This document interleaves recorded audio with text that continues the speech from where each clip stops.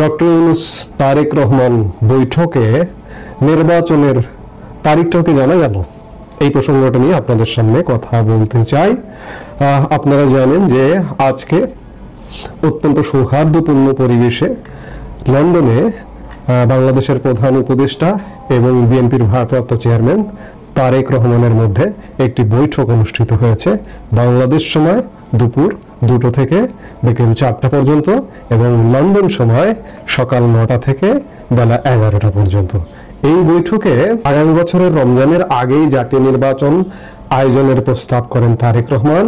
জবাবে প্রধান উপদেষ্টা বলেছেন, সব প্রস্তুতি শেষ করা গেলে রমজান শুরুর আগের সপ্তাহে নির্বাচন করা যেতে পারে। এক্ষেত্রে সংস্কার ও বিচারের বিষয়ে পর্যাপ্ত অগ্রগতি প্রয়োজন। এই বৈঠকটি শেষে এক যৌথ বিবৃতি দেন দুই পক্ষের অনুমতি, দুই প্রধান ব্যক্তিত্বের অনুমতি সাপেক্ষে, এবং যৌথ বিবৃতিটির পাঠ করেন নিরাপত্তা উপদেষ্টা খলিলুর রহমান এবং তার সঙ্গে ছিলেন বিএনপির স্থায়ী কমিটির সদস্য আমির খসরু মাহমুদ চৌধুরী, প্রধান উপদেষ্টার প্রেস সচিব শফিকুল আলম। বিবৃতিতে বলা হয়, অত্যন্ত সৌহার্দ্যমূলক পরিবেশে তাদের বৈঠক অনুষ্ঠিত হয়েছে। তারেক রহমান প্রধান উপদেষ্টার কাছে আগামী বছরের রমজানের আগে নির্বাচন আয়োজনের জন্য প্রস্তাব করেন। দলের চেয়ারপারসন বেগম খালেদা জিয়াও মনে করেন ওই সময়ে নির্বাচন অনুষ্ঠান হলে ভালো হয়। প্রধান উপদেষ্টা বলেন যে তিনি আগামী বছরের এপ্রিলের প্রথমার্ধের মধ্যে নির্বাচনের অনুষ্ঠানের ঘোষণা দিয়েছেন। সব প্রস্তুতি সম্পন্ন করা গেলে 2026 সালের রমজান শুরু হওয়ার আগের সপ্তাহে নির্বাচন আয়োজন করা যেতে পারে। সেক্ষেত্রে সেই সময়ের মধ্যে সংস্কার ও বিচার বিষয়ে পর্যাপ্ত অগ্রগতির করা প্রয়োজন হবে। যৌথ বিবৃতিতে আরো বলা হয়, তারেক রহমান প্রধান উপদেষ্টার এই অবস্থানকে স্বাগত জানান এবং দলের পক্ষ থেকে তাকে ধন্যবাদ জ্ঞাপন করেন। প্রধান উপদেষ্টা তারেক রহমানকে ফলপ্রসূ আলোচনার জন্য ধন্যবাদ জানান। আমরা বৈঠক পরবর্তী সময়ে এবং বৈঠক পূর্ব সময়ে তারেক রহমানের আগমন এবং চলে যাওয়ার ছবি দেখলাম, এবং চলে গেলেন যখন তিনি বৈঠক থেকে যখন বের হলেন তখন তাকে বেশ আনন্দিত দেখা গেল, বেশ খুশি দেখা গেল। আমরা ধারণা করছি যে এই বৈঠকটার ফলে ডক্টর মোহাম্মদ ইউনূস তারেক রহমান এবং বিএনপির নিকট নির্বাচনের একটি ডেটও ফিক্স আপ করলেন। সেটি হচ্ছে যে আগামী বছরের ফেব্রুয়ারির 18 তারিখে রমজান মাস, রোজা শুরু হওয়ার একটা সম্ভাবনা রয়েছে। 17 তারিখে যদি চাঁদ দেখা যায়, আর 18 তারিখে চাঁদ দেখা গেলে 19 তারিখে, 18 বা 19 তারিখ থেকে রোজা শুরু হচ্ছে। রোজার আগের সপ্তাহে যদি ইলেকশনটি হয় তাহলে 12 ফেব্রুয়ারি বৃহস্পতিবার নির্বাচনের একটা সম্ভাব্য তারিখের ধারণা পাওয়া গেল। এবং খলিলুর রহমান এটিও বলেছেন বিবৃতিতে যে নির্বাচন কমিশন শীঘ্রই নির্বাচনের একটি তারিখও ঘোষণা করবেন। এখন প্রশ্ন হচ্ছে যে ডক্টর মোহাম্মদ ইউনূস দেশে কি আসলে নির্বাচন দিতে পারবেন, নাকি এটি বিএনপিকে ঠান্ডা করবার জন্য একটি মূলা ঝুলিয়ে দেওয়া হলো? এই মুহূর্তেই এখনই সিদ্ধান্তে আসাটা কঠিন যে এটি আসলে মূল ঝুলিয়ে দেওয়া হলো কি বিএনপি মনে হলো খুব খুশি যে নির্বাচনটি হবে এই রকম একটি ধারণা পেয়ে গেছে বিএনপি, বেশ খুশি মনে হলো। কিন্তু আদৌ নির্বাচন হবে কিনা এখনো পর্যন্ত সন্দেহ কিন্তু কাটেনি। বাংলাদেশে নানা রকম সহিংসতা সংঘাত চলমান রয়েছে, দেশের স্বাভাবিক জীবনযাপনই চলে না, সেখানে নির্বাচন করবে ডক্টর মোহাম্মদ ইউনূস, এই বিষয়টা কিন্তু এখনো পর্যন্ত অবিশ্বাস্য। যাই হোক, এপ্রিল থেকে এগিয়ে এসছে ফেব্রুয়ারিতে যদি নির্বাচন হয়, আমি এখনো সন্দেহান যে ডক্টর মোহাম্মদ ইউনূস নির্বাচন করতে পারবে কিনা। আর বিএনপি খুশি হয়ে যায়, যদি খুশি হতে পারে যে বিএনপির সঙ্গে আসলে অনেক কিছু বিবৃতিতে এসছে, আবার অনেক কিছু একান্ত বৈঠকও হয়েছে ডক্টর মোহাম্মদ ইউনূসের সাথে তারেক রহমানের। সেই জায়গায় অনেক কিছু কিন্তু আড়ালেও রয়ে গেছে, আরো কোনো সমঝোতার বিষয় থেকে থাকতে পারে, সেই বিষয়গুলো প্রকাশ্যে আসবে না। আমি আজকে আরেকটি ভিডিওতে বলেছি যে অনেক কিছু আসবে না, কিন্তু আগামী দিনগুলোতে দেখলে বোঝা যাবে যে কি ঘটতে যাচ্ছে। আরেকটি জিনিস, যে তারেক রহমান সম্ভবত একটা সিগন্যাল পেয়ে গেছেন যে তিনি দেশে ফিরতে পারছেন। তিনি হয়তো আগামী মাস খানিকের মধ্যে, যদি এই বৈঠকটার ফলপ্রসূ হয়, খুশি হবার যে বডি ল্যাঙ্গুয়েজটা, যে খুশি হবার ঘটনা ঘটলো, যে তারেক রহমান দেশে ফিরতে কোনো বাধা নেই, এমন সিগন্যাল ডক্টর মোহাম্মদ ইউনূস দিয়েছেন, যদি তেমনটাই হয়, হয়তো আমরা সর্বোচ্চ আগামী মাসখানেকের মধ্যে তারেক রহমানকে দেশে ফিরতে দেখব। কারণ তিনি দেশে ফিরবার ক্ষেত্রে বেশ কিছু ফর্মালিটিজের ব্যাপার আছে। তিনি একটি বড় রাজনৈতিক দলের প্রধান নেতা, তিনি কোথায় বসবাস করবেন, কোথায় থাকবেন ইত্যাদি নানান বিষয় জড়িত আছে। কারণ আমরা জানি গত নভেম্বরেও তারেক রহমানের বসবাসের জন্য গুলশান এলাকায় একটি বাসভবন খোঁজা হচ্ছিল, সেই বিষয়গুলো আছে, যার কারণে 1-2 মাস অবশ্যই তার দেশে ফিরতে লাগবে। তিনি যদি দেশে ফেরেন তাহলে মনে করতে হবে যে নির্বাচনটা খুব শীঘ্রই হবে, অর্থাৎ ফেব্রুয়ারিতে যে রোজার আগে যে নির্বাচনের সময়টি। আর যদি তিনি সহসা দেশে না ফেরেন তাহলে কিন্তু ঘোলাটে অবস্থা থেকেই গেল এবং এটির একটি অনির্দিষ্ট যাত্রা।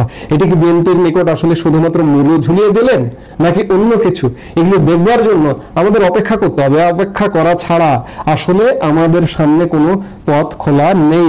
কারণ ডক্টর মোহাম্মদ ইউনূস সরকার নানা রকম ধোঁকাবাজি মিথ্যের মধ্য দিয়ে চলছে চলমান একটি সরকার। সেই সরকার নির্বাচন দেবে ফেব্রুয়ারিতে। ডিসেম্বরে ছিল বিএনপির দাবি যে ডিসেম্বরের মধ্যে নির্বাচন, বিএনপিকে 2 মাস পিছিয়ে নিয়ে যেতে পারলো, বিএনপিকে 2 বছর পিছিয়েও নিয়ে যেতে পারবে নানান কৌশলে পরিবেশ পরিস্থিতির কারণে। এখন দেখার বিষয় আসলে কি ঘটছে। এই মুহূর্তে এ পর্যন্ত সবাই ভালো থাকুন, সুস্থ থাকুন। আপনারা জানেন যে ডক্টর মোহাম্মদ ইউনূস 4 দিনের একটি সফর করলেন লন্ডনে, এবং এই সফরের অর্জনকে আপনারা জানেন যে এটি শুরু থেকে সরকারের তরফ থেকে বলা হয়েছিল যে এটি সরকারি সফর, এটি দ্বিপাক্ষিক সফর ইত্যাদি নানান কিছু রং মাখানো হয়েছিল, কিন্তু আসলে এই সফরটি কিছুই না, নাথিং। যুক্তরাজ্যের প্রধানমন্ত্রীর সাথে সাক্ষাৎ পায়নি, যুক্তরাজ্যের রাজা 3য় চার্লসের সাথে দ্বিপাক্ষিক বৈঠকের একটি গল্প দিয়েছে, আসলে বৈঠক হয়নি। অর্থাৎ সরকারি পর্যায়ে কোনো বৈঠকই হয়নি। এখানে যেটি হয়েছে বাংলাদেশ বিষয়ে সেটি হয়েছে। বিএনপি ভারপ্রাপ্ত চেয়ারম্যান তারেক রহমানের সাথে বৈঠক হয়েছে। এই লন্ডন বৈঠকের মূল আলোচনার বিষয় ছিল তারেক রহমানের সাথে বৈঠক। এই যে ছবিগুলো দেখুন তো, তারেক রহমান লন্ডনে আছেন, তিনি দেশে আসেননি, তার সাথে দেখা হয়েছে, সাক্ষাৎ হয়েছে, ওকে। এই যে দেখুন খলিলুর রহমান এবং আমির খসরু মাহমুদ চৌধুরী, তারা কি বাংলাদেশে বৈঠক করতে পারেন না? এমন ভাবে পতাকা বৈঠক করছেন মনে হয় যেন বাংলাদেশের বৈঠক হতে হবে লন্ডনে, নিউ ইয়র্কে, ওয়াশিংটনে, এসব জায়গায়। দেশের সমস্যা দেশে সমাধান করতে হবে। ডক্টর মোহাম্মদ ইউনূসের একটি ব্যর্থ সফর, 11তম সফর, 11টি সফর করলেন। আপনারা জানেন, আমি একটু সফরগুলো রিভিউ করতে চাই। ডক্টর ইউনূস সফর করেছেন আমেরিকা, আজারবাইজান, মিশর, সুইজারল্যান্ড, সংযুক্ত আরব আমিরাত, চীন, থাইল্যান্ড, কাতার, ভ্যাটিকান সিটি, জাপান এবং সর্বশেষ যুক্তরাজ্য সফর তিনি শেষ করলেন। খরচ হয়েছে বিপুল খরচ, যুক্তরাজ্য সহ প্রায় 300 কোটি টাকার একটা খরচ, এবং ব্যয় হয়েছে 70 দিনের বেশি, 74 দিন, 73-74 দিনের মতো সময় অতিবাহিত হয়েছে। কিন্তু সরকার ক্ষমতায় আছে 300 দিন, 300 দিনের কিছু বেশি। 300 দিনের মধ্যে 70-75 দিন দেশের বাইরে, অর্থাৎ 25% দেশের বাইরে।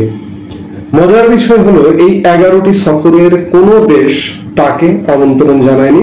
সবগুলো সফরই মূলত বিভিন্ন আন্তর্জাতিক সংস্থার সম্মেলনে যোগদান, এবং যুক্তরাজ্য সফরটিও একটা তথাকথিত বিতর্কিত নানান বিতর্কের মাধ্যমে প্রিন্স চার্লস হারমোনি অ্যাওয়ার্ড নেবার নামে একটা বিশাল বাহিনী সহ প্রফেসর ইউনূস যুক্তরাজ্যে গমন করেছেন। লন্ডনের বিলাসবহুল হোটেল ডাচেস্টারের 37টি রুম 4 দিনের জন্য বুক করা হয়েছিল। এমন নানা ঘটনাবহুল বিশাল টিম নিয়ে গেছেন ডক্টর মোহাম্মদ ইউনূস। এটি একটা ব্যক্তিগত সফর, এটি একটা মধুর চন্দ্রিমার সফর যদি বলেন। বাংলাদেশের আসলে কোনো লাভ হচ্ছে না, বাংলাদেশ ধুঁকছে। আপনি চিন্তা করুন, বাংলাদেশ এই মুহূর্তে হাজারো সমস্যায় জর্জরিত। সেখানে 300 দিনের কর্মদিবসের মধ্যে 25% এদেশের সরকার প্রধান বিদেশে কাটিয়ে দেয়, 300 কোটি টাকা খরচ করে। অথচ বাংলাদেশ এই মুহূর্তে নানা অনিশ্চয়তার দোলাচলে দুলছে। তারেক রহমানের সাথে বৈঠক করা মানেই কি বাংলাদেশের সব সমস্যার সমাধান হয়ে যাওয়া? তারেক রহমান কতটুকু প্রতিনিধিত্ব? ধরুন দেশের 30 বা 40% মানুষের প্রতিনিধিত্ব। আমরা তো এর আগেও নিরপেক্ষ নির্দলীয় তত্ত্বাবধায়ক সরকার দেখেছি। 111-এর সরকার আমরা দেখেছি না? 111-এর সরকার এই সরকারের থেকে অনেক শক্তিশালী সরকার ছিল, এবং সেই সরকারের কর্তা ব্যক্তিরা আজকে কোথায়? আজকে কিন্তু তারা দেশে নেই, তারা দেশে থাকতে পারেন না, প্রবাসী জীবনযাপন বেছে নিয়েছে। মঈনুল আহমেদ সেই সময়ের সেনা প্রধান, সেই সময়ের সরকার প্রধান ফখরুদ্দিন আহমেদ কোথায়? সেই যে নির্বাচন করে দিয়ে দেশ ছেড়েছেন, আর কিন্তু দেশে আসতে পারেননি। সেই সরকারটি সব দলকে সমানভাবে বিবেচনা করে অবশেষে একটি নির্বাচন করে দিয়ে গেছে। কিন্তু আজকে যে সরকারটি আছে, সেই সরকারটি বিএনপি জামাত নিয়ে ব্যস্ত, কিন্তু আরেকটি বাংলাদেশের বিপুল জনগোষ্ঠীর একটি রাজনৈতিক দল আওয়ামী লীগ এই সরকারটির কাছে এক প্রকার উপেক্ষিত। এই উপেক্ষার পরিণতি ভালো হবে না। যাই হোক, আমি সফর নিয়ে কথা বলছি, অন্য বিষয় নিয়ে নাই বা কথা বললাম। অবশেষে ডক্টর মোহাম্মদ ইউনূসের 11তম বিতর্কিত সফর শেষ হলো। এরপরেও বাংলাদেশের বিবেকবান মানুষ বলবেন যে ডক্টর মোহাম্মদ ইউনূস দীর্ঘদিন ক্ষমতায় থাকুক।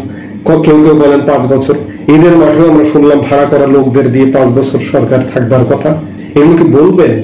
যদি বিবেক থেকে থাকে, আসলে বিবেক যদি বিক্রি হয়ে যায় তাহলে কিন্তু কিছুই করার থাকে না।